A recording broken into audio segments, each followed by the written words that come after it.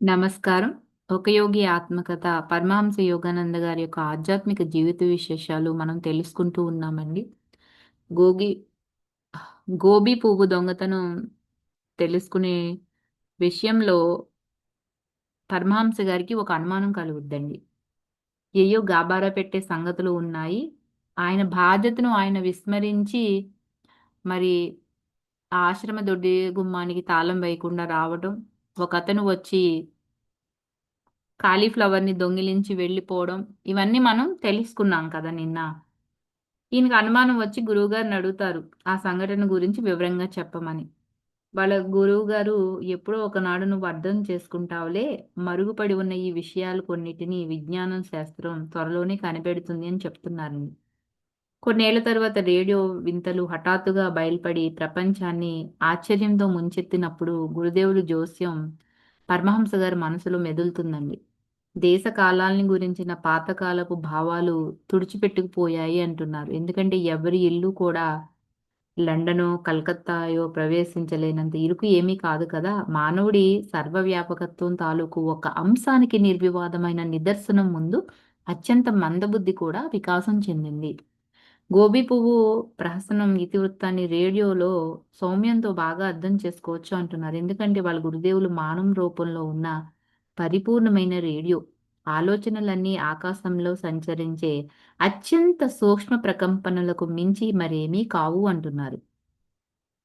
ఆకాశంలో సంచరించే ప్రతి వైపు నుంచి వెలువడుతుండే వేలాది కార్యక్రమాల్లోంచి మనకు కావలసిన సంగీత కార్యక్రమాల్ని సరిగ్గా ట్యూన్ చేసిన రేడియో అందుకునేటట్టుగా శ్రీ యుక్తేశ్వర్ గారు గూడా లోకంలో మానవ మనసుల్ని ప్రసారం చేసే లెక్కలేనన్ని ఆలోచనలోంచి ఒకానొక గోబీ పువ్వు కోసం వెంపార్లాడుతున్న ఆ వెర్రి బాగులోడిని సుసంగతమైన ఆలోచనలను సూక్ష్మ గ్రాహణ శక్తితో కనిపెట్టేశారండి. సముద్రపు ఒడ్డున షికారుకు వెళ్తున్న సమయంలో ఆ రైతుకున్న చిన్న కోరిక తెలుసుకోగానే దాన్ని తీర్చాలని సంకల్పించారు. రోడ్డు మీద తైతక్కలాడుతూ వస్తున్న మనిషిని అతని శిష్యులు కనుచూపు మేరలోకి రాకముందే శ్రీ యుక్తేశ్వర్ దివ్య చక్షు కనిపెట్టేసింది. ఆశ్రమం తాలూకు తలుపుకి తాళం వేయడం విషయంలో పరమహంస గారి మతిమరుపు ఆ విలువైన శాఖల్లో ఒకటి ఆయనకు దక్కకుండా చేయటానికి గురుదేవులకి సదుపాయమైన అనేది ఒకటి కల్పించిందంటండి. ఆ విధంగా గ్రాహక పరికరంలా పనిచేసిన తరువాత శ్రీ యుక్తేశ్వర్ గారు ప్రబలమైన తన సంకల్ప శక్తి ద్వారా బ్రాడ్‌కాస్టర్‌గా అంటే ప్రేషక పరికరంగా పనిచేశారంట. ఆ ప్రకారంగా తమ పాత్ర నిర్వహిస్తూ ఆయన ఆ రైతు వెనక్కి తిరిగి వెళ్లి ఒకే ఒక కాలీఫ్లవర్ కోసం ఒకానొక గదిలోకి ప్రవేశించేటట్టు నిర్దేశించటంలో కృతకృత్యులయ్యారని చెప్తున్నారండి. ఎందుకు అంటే 1939లో రూపొందించిన రేడియో సూక్ష్మదర్శిని అప్పటి వరకు అజ్ఞాతంగా ఉన్న కిరణాల కొత్త లోకాన్ని ఆవిష్కరించిందంట.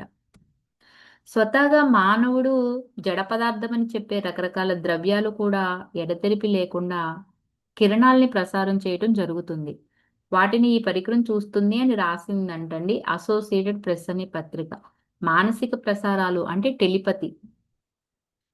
రెండో చూపును, యోగ దృష్టిని నమ్మేవాళ్లకు ఒక వ్యక్తి నుంచి మరో వ్యక్తికి నిజంగా ప్రసరించే అద్ అదృశ్య కిరణాల ఉనికికి మొట్టమొదటి శాస్త్రీయ నిదర్శనం ఆ ప్రకటనలో కనిపిస్తుందంట.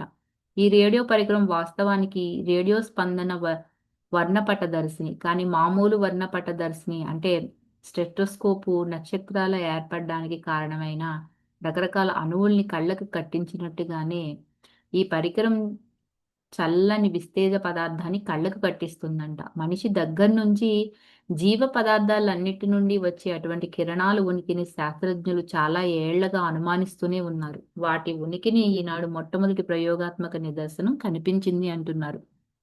ప్రకృతిలో ప్రతి అణువు, ప్రతి పరమాణువు ఎడతెరపి లేని ఒక రేడియో ప్రసార కేంద్రమని ఆ ఆవిష్కరణ తెలుపుతుందంటండి. ఆ ప్రకారంగా ఒకప్పుడు మనిషిగా ఉన్న పదార్థం చనిపోయిన తరువాత కూడా తమ సూక్ష్మ కిరణాల్ని విడుదల చేయటం కొనసాగిస్తూనే ఉంటుందంట. ఆ కిరణాలు అలపడవులు.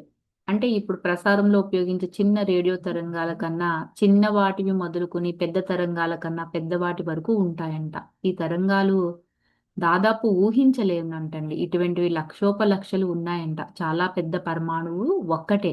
కానీ ఒకే సమయంలో 10 లక్షల వేరు వేరు అల్ప అణువుల్ని విడుదల చేస్తుందంట. ఈ రకమైన నిడువైన అల్ప అణువులు రేడియో తరంగాలంత సులువుగాను, వడిగాను ప్రయాణం చేస్తాయి. మనకి పరిచయమైన వెలుతురు కిరణాలకి, కొత్త రేడియో కిరణాలకి ఆశ్చర్యం కలిగించే భేదం ఒకటుంది. అదేమిటంటే, నిశ్చలమైన పదార్థం నుంచి వెలువడుతూ ఉండే ఈ రేడియో తరంగాలు వేలాది సంవత్సరాల పాటు కూడా వెలువడుతూనే ఉంటాయి అని చెప్తున్నారు. అత్యంత అపూర్వమైన, అద్భుతమైన, అత్యంత అసంభావంగా కనిపించే ఈ దృగ్విషయాలు ఇక ముందు ఎప్పుడూ కూడా వెల్లడి కావచ్చంట. అవి ఒకసారి స్థిరపడ్డ తర్వాత వాటిని చూసి గతించిన శతాబ్దిలో విజ్ఞాన శాస్త్రం మనకి నేర్పిందల్లా మనకి గుర్తొస్తూ ఉంటుందంటండి. మరి మిగతాది రేపు తెలుసుకుందాం friends. Thank you for watching.